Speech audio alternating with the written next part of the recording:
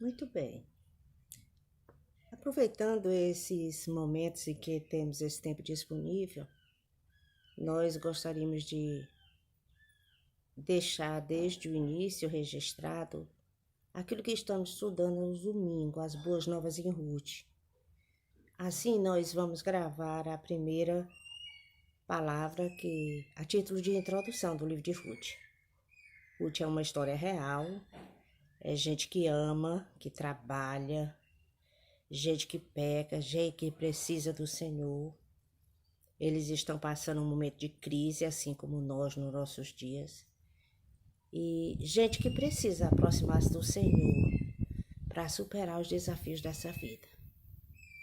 Assim como nós. Então, serve de ensinamento para nos aprimorar e nos colocar na presença do Senhor. Amém? Vamos abrir nossas Bíblias em Ruth, capítulo 1, versículos 1 a 5. E ler o texto sagrado. Para iniciar, né? E sucedeu que nos dias em que os juízes julgavam, houve fome na terra. Por isso um homem de Belém de Judá saiu a peregrinar nos campos de Moabe, ele e sua mulher e seus 2 filhos. E era o nome deste homem Elimeleque, e o de sua mulher Noemi, e os seus 2 filhos Malom e Quilion Efrateus, de Belém de Judá, e chegaram aos campos de Moabe e ficaram ali. E morreu Elimeleque, marido de Noemi, e ficou ela com seus 2 filhos, os quais tomaram para si mulheres moabitas. E era o nome de uma Orfa e da outra Ruth, e ficaram ali quase 10 anos. E morreram também ambos, Malom e Quilion, ficando assim a mulher desamparada de seus 2 filhos e de seu marido. Ruth é uma história, muitos consideram um romance, uma história de amor. Porém, ilustra verdades profundas a respeito de Deus, da humanidade e de todos nós.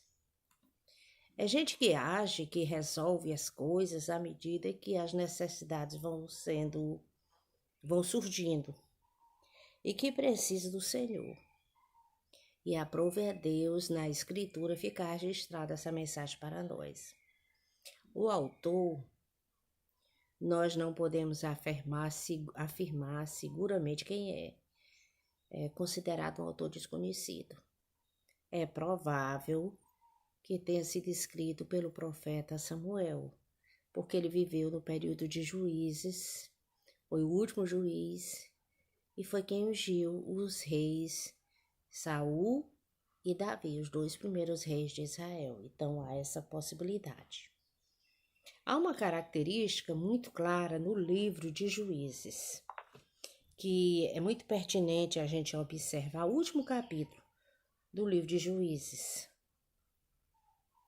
Capítulo 21, último versículo, que diz assim: Naqueles dias não havia rei em Israel, porém cada um fazia o que parecia reto aos seus olhos.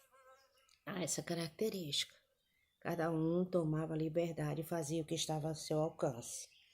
E no final do livro de Ruth, fica muito claro que este livro é registrado para mostrar uma ligação entre o tempo de juízo e a monarquia, o início da monarquia em Israel, por conta de uma genealogia que está lá. Mas ele vai nos enriquecer. Não é simplesmente esse propósito específico. O Senhor quer falar conosco. E ele vai nos enriquecer. O contexto histórico do livro é um contexto de ingratidão, de desobediência, de instabilidade política e social. Quando nós abrimos as nossas Bíblias em Juízes capítulo 2, versículos 6 a 23, a gente vê um cenário terrível. Diz assim: havendo Josué despedido o povo, foram-se os filhos de Israel, cada um a sua herança, para possuírem a terra. E serviu o povo ao Senhor todos os dias de Josué. 8. Faleceu, porém, Josué, filho de Num. 9. Sepultaram-no. 10. E foi também congregada aquela geração de seus pais. e outra geração após ela se levantou. 11. Então os filhos de Israel fizeram o que era mal aos olhos do Senhor e serviram a Balaíns. Então é um momento de ingratidão. O Senhor tinha dado aquela terra, tinha os abençoado, tinha os colocado ali com grandes promessas, tinha conquistado a terra, não foi pela força do braço deles, mas agora eles estavam sendo ingratos, desobedientes e havia uma instabilidade política e social, porque as tribos estavam nas suas terras e as lideranças eram dentro de cada tribo. Não havia uma liderança centralizadora como houvera no tempo de Moisés e de Josué. Em primeiro lugar, nós queremos chamar a atenção para o detalhe de que cada um fazia as coisas do seu próprio jeito. Isso não é muito diferente dos nossos dias.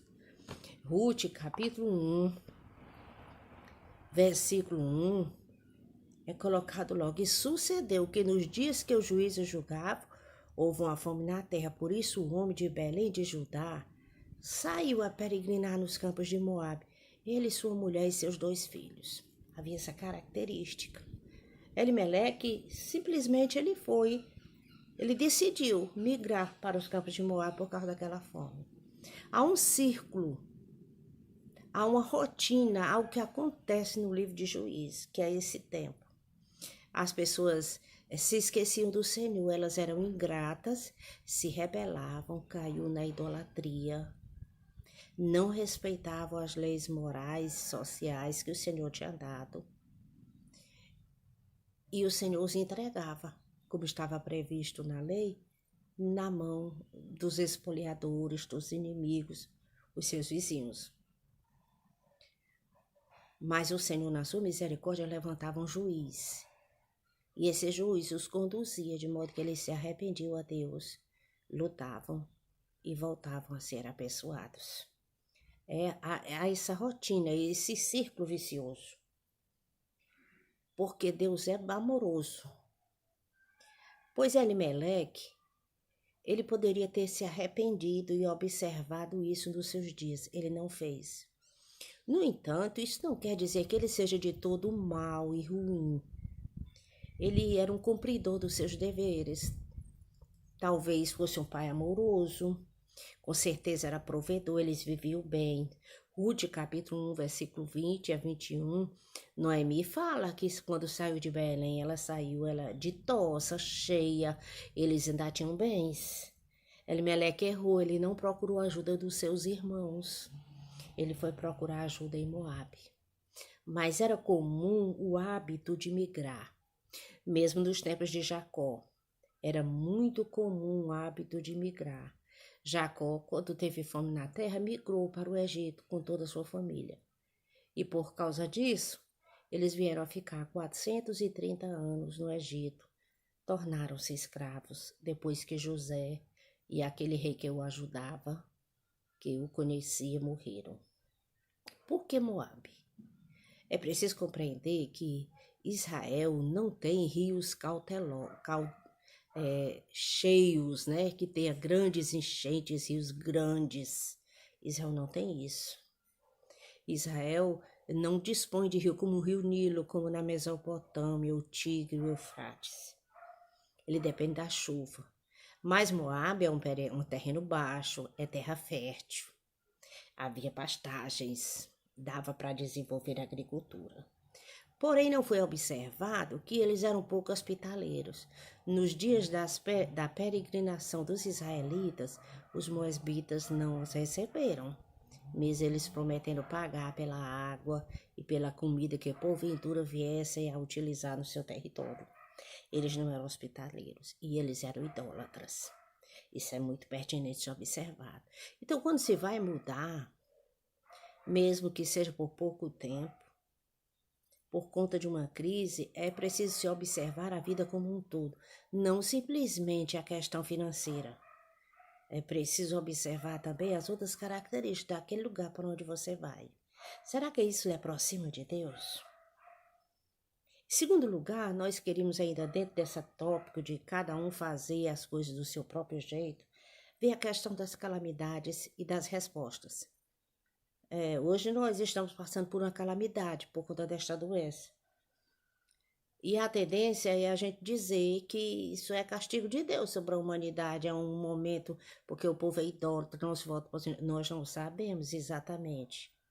Nós podemos conjecturar. Mas nos dias de Elimeleque, nós temos os vislumbres. A palavra de Deus nos diz claramente que Elimeleque foi para Moabe por conta de uma fome. E isso era comum no tempo de Juízes. O próprio texto sagrado diz que o Senhor os entregava aos espalhadores, os seus inimigos, porque eles não se dobravam. Até que o Senhor levantava um libertador e eles se arrependiam para serem novamente abençoados. Havia essa conexão entre a bênção do Senhor e a terra. Mas nem sempre é assim. Em João, capítulo 9, vamos observar o texto. João, capítulo 9. Quem puder me acompanhar. Diz assim, passando Jesus, viu um homem cego de nascença. E os seus discípulos lhe perguntaram, dizendo, Rabi, quem pecou este ou seus pais para que nascesse cego? Jesus respondeu, nem ele pecou, nem seus pais, mas foi assim para que se manifestem nele as obras de Deus. Nesse caso aqui do homem cego de nascença, a sua dificuldade não era por conta de pecado. Então isso é pertinente e precisa ser observado. E nós vemos outras vezes nas Escrituras essa colocação de Jesus. Em Lucas capítulo 13, houve um acidente com a torre de Siloé e o povo perguntou ao Senhor se aquele acidente... Aliás, o Senhor comentou sobre o assunto, dizendo que vocês acham que o que houve na torre de Siloé, porque aqueles homens que morreram eram mais pecadores do que vocês. E Jesus diz de jeito nenhum, se vocês igualmente não se arrependerem. Na realidade, o Senhor estava dizendo, todos somos carentes de arrependimento. E precisamos buscar estar na sua presença, essa compreensão. Então, no contexto específico de Ruth, no tempo de Juízes, essa dificuldade de fome na terra de Belém, com certeza era pecado. Mas nem sempre é assim. É curioso observar que Belém significa Hebraico casa de pão. Era um lugar, um celeiro de produção de oliveiras, de trigo, de uvas. Mas naquele momento estava passando por dificuldade. Estava vazio. Eles poderiam ter percebido o círculo e ter clamado a Deus por um libertador e por arrependimento, por perdão de pecados. A escolha de Elimeleque foi uma boa decisão? Algumas pessoas acham que boas decisões depende de se descobrir a vontade oculta de Deus. Algumas pessoas pensam assim. Então isso as paralisa. Muitas vezes não tomam iniciativa para fazer nada, esperando que o Senhor revele aquilo que está oculto da sua vontade. Outros já acham que Deus criou todas as coisas e deixou à mercê das pessoas, da humanidade. É como se Deus tivesse abandonado a sua criação. As pessoas agora têm autonomia, até direitos, de tomar as decisões necessárias, porque Deus os capacitou. Na realidade, a vontade de Deus para as nossas vidas está na sua palavra. A solução é seguir os mandamentos do Senhor. É verdade que na palavra de Deus não vai ter coisas específicas. Muitas vezes pode surgir um problema que não tenha de uma maneira bem específica na sua palavra para nos guiar. Mas há um mandamento geral. Um pouco de cuidado, de observação, de oração, vai enquadrar qualquer dificuldade que venhamos a ter na sua palavra e assim saberemos a vontade de Deus. É preciso ter essa observação, ter isso muito claro nas nossas mentes. Em 1 Tessalonicenses, lá no Novo Testamento, capítulo 4, versículo 3, diz assim: porque esta é a vontade de Deus, a vossa santificação. Elimeleque ia ficar mais santo indo morar em Moabe, longe do tabernáculo, longe dos seus irmãos que tinham a revelação do Deus de Israel. Isso é uma pergunta que ele poderia ter feito. Então Elimeleque, ele esteve longe do Senhor na hora que tomou aquelas decisões, ele pecou.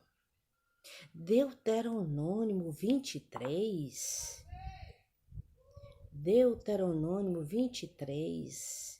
deixa eu ver aqui. Versículos 3 e 4 diz que nem o amobita, nem amonita ou moabita entrará na congregação do Senhor, nem até a 10ª geração. Números 22 a 24 vai citar as dificuldades que Israel passou com os moabitas quando o rei Balaque encomendou Balaão para amaldiçoar o povo de Israel. Deuteronômio 7, versículos 3 e 4 diz: nem te aparentarás com eles. Fala dos casamentos. Quando Elimeleque foi para Moabe, ele colocou em xeque o futuro dos seus filhos, expondo-os a casar com moças moabitas. E foi isso que realmente aconteceu. Saindo um pouco do contexto de Juízes, vamos pensar um pouquinho nos nossos dias. Hoje, culturalmente, como é que as pessoas fazem as coisas? Será que se parecem com os dias dos Juízes? Cada um faz as coisas do seu jeito. Para hoje se perceber, ou então se ter mais facilidade de ser bem-sucedido, digamos assim, de ser sucesso, liberdade, a tão almejada felicidade das pessoas, muito se valoriza o conceito de autoestima. Você precisa ter uma boa autoestima para fazer a vontade do Senhor, para ser feliz. A questão é quem é o Senhor. O Senhor é a sua vontade ou é o Senhor, Criador dos céus e da terra? As pessoas secularmente falam que você é do tamanho da sua autoestima. Como se o coração humano, os seus amores, os seus desejos fosse algo digno de confiança. Nem sempre é digno de confiança. Então precisa ser observado esses detalhes para que a gente erre menos e vá sendo corrigido e transformado. Como Noemi e Ruth venceram a crise. Como elas venceram? Em 1 Tessalonicenses, capítulo 3, 4.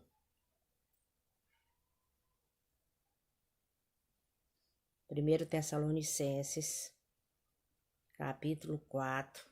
Versículo 3 diz que a vontade de Deus é a nossa santificação. E quando a gente volta para o livro de Ruth, nós vamos encontrar no versículo 6 do capítulo 1. Então se levantou ela com as suas noras, Noemi, e voltou dos campos de Moabe, porquanto na terra de Moabe se ouviu que Deus tinha visitado o seu povo dando-lhe pão. Essa notícia, esse detalhe que é muito importante, esse comentário chegou aos ouvidos de Noemi. E o texto diz que ela se levantou com as suas noras. As meninas, as noras, iam morar na família, junto com a família deles. O marido, a sociedade patriarcal. No caminho, Orfa vai voltar. Noemi vai pensar um pouco, vamos conversar depois sobre isso. Falar algumas coisas e Orfa vai voltar. Mas Ruth diz assim, versículos 16 e 17. Disse, porém, Ruth, não te iste para que te abandone e deixe de seguir-te, porque onde quer que tu fores, irei eu. E onde quer que pousares, ali pousarei eu.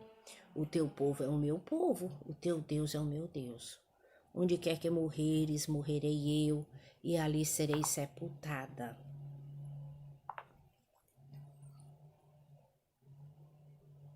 Faça-me assim o Senhor, e outro tanto, se outra coisa que não seja a morte me separar de ti. Ruth fez um voto, tomou uma atitude ousada. Ela se apegou a Noemi e voltou. E ela não voltou simplesmente para Noemi. A voltar com Noemi, apegar-se a ela, significava mudar de terra, de cidade, de cultura, apegar-se ao Deus de Israel e ao seu povo. É preciso observar isso. Porque nós erramos tanto? Porque nós tendemos para o mal. Várias vezes nós vemos na Escritura essa dificuldade humana de tender para o mal. Então, como é que a gente vai corrigir isso? Tem que se apegar ao Senhor. Precisa dispor-se a estar na sua presença. Quando Ruth decidiu, ela disse que iria com Noemi até a morte e que ia apegar-se a ela. E o povo de Noemi era o seu povo. O povo de Noemi era a igreja de Israel. Essa compreensão. Em João capítulo 8, voltando ao livro de João, lá no Novo Testamento, capítulo 8, versículo 31 e 32, um texto muito conhecido, diz assim: Jesus dizia, pois, aos judeus que criam nele: se vós permanecerdes na minha palavra, verdadeiramente sereis meus discípulos, e conhecereis a verdade, e a verdade vos libertará. Nós precisamos de libertação. Por causa dessa tendência, esses hábitos arraigados, começamos a aprendê-los desde a infância, dentro da nossa cultura. É um estilo de vida. E isso nos leva a errar. Então precisamos nos colocar à disposição do Senhor. Jesus não falou para estranhos, ele falou para os judeus, o povo que tinha a promessa do Messias. E ele diz: aos que criam nele, se vós permanecerdes em mim, verdadeiramente sereis meus discípulos. E disse: conhecereis a verdade, e a verdade vos libertará.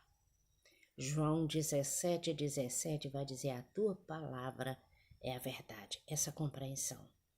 Diante disso, gostaríamos de colocar algo que é muito comum, que todo mundo conhece, a oração do Pai Nosso. Mateus capítulo 6, versículo 6 a 12. Vamos ler desde o 6. Jesus ensinando o povo a orar. É tempo de clamar. É tempo de nos aproximarmos de Deus. É tempo de crise. E como Jesus ensinou: mas tu, quando orares, entra no teu aposento e fechando a tua porta, ora ao teu Pai que está em secreto. E teu Pai que verei em secreto te recompensará publicamente. E orando, não useis de vãs repetição como os gentios, que pensa que por muito falares serão ouvidos. Não vos assemelheis, pois, a eles, porque o vosso Pai sabe o que vos é necessário, antes que vós lhe perdides. Isso nos tranquiliza. Não vamos orar simplesmente repetindo o Pai Nosso. É pertinente orar o Pai Nosso, mas é preciso interiorizar. Pedir a graça de Deus em oração, a ajuda do Espírito Santo, para que o nosso espírito esteja em comunhão com o Senhor. Que não seja só um mero exercício religioso, mas a vontade do adorador de estar na presença do seu Deus. É a vontade de Deus. E no texto, Jesus acrescenta a oração do Pai Nosso. E ele diz: portanto, vós orareis assim: Pai nosso que está no céu. É distante, não, é Pai. Ele nos ouve. Santificado seja o teu nome. Venha o teu reino, seja feita a tua vontade, assim na terra como no céu. Irmãos, não é como, não deve ser. A gente precisa se conscientizar isso, como no tempo do juiz, porque cada um fazia as coisas do seu jeito. Não deve ser como normalmente se vê na nossa cultura hoje, onde nós estamos inseridos, que as pessoas são individualistas e cada um faz as coisas do seu jeito. O remédio para a felicidade, para se sair da crise, para estar debaixo da proteção do Senhor, porque Ele é bom, misericordioso e nos ama, é a vontade de Deus. E a vontade geral de Deus para todas as coisas está na sua palavra. E Ele trabalha em prol da nossa santificação. Qualquer coisa que nos afaste do Senhor não é bem-vinda. Então precisamos ter isso muito claro nas nossas mentes, a título de introdução. Porque vamos adentrar no livro de Juízes, de Ruth, e o Senhor vai falar aos nossos corações. Mas Ele já está falando. As coisas não são do nosso jeito. A bênção do Senhor está sobre o seu povo e precisamos compreender e aprender a fazer as coisas de acordo com a vontade de Deus. Isso é motivo de oração, porque precisamos tomar decisões acertadas. Deus não abandonou o seu povo sozinho neste mundo de pecado. Deus não tem uma vontade secreta. Deus tem uma vontade revelada e um projeto, um propósito se desenrolando para salvar as nossas vidas. E isto é muito claro. No livro de Ruth vai ser providenciado um libertador, um resgatador, e isso é figura de Cristo. Nos próximos momentos vamos conversar sobre isso. Amém? Por enquanto é só. Baixe sua cabeça, vamos nos colocar na presença do Senhor e orar, porque Ele é bom. Jesus, muito obrigada. Muito obrigada por este momento, pela Tua palavra. Muito obrigada pela calma, pela Tua paz, porque o mundo está em crise. Nós estamos envolvidos nisso, mas podemos descansar na Tua paz. Nos ajuda a tomar decisões acertadas, fazer aquilo que está ao nosso alcance e esperar no Senhor. Abençoa os irmãos, toma nas Tuas mãos, dá da Tua paz e da Tua iluminação. Abençoa, Senhor, a nossa cidade, a nossa família, os nossos vizinhos, a nossa nação, as autoridades, Jesus. Nos ajuda e nos guarda e nos guia pela Tua infinita misericórdia. Que a Tua bênção e a Tua paz repouse sobre todos nós. Muito obrigada pelo privilégio de estar na Tua presença. Em nome de Jesus. Aleluia. Amém. Até a próxima, queridos. Deus abençoe em nome de Jesus. Amém.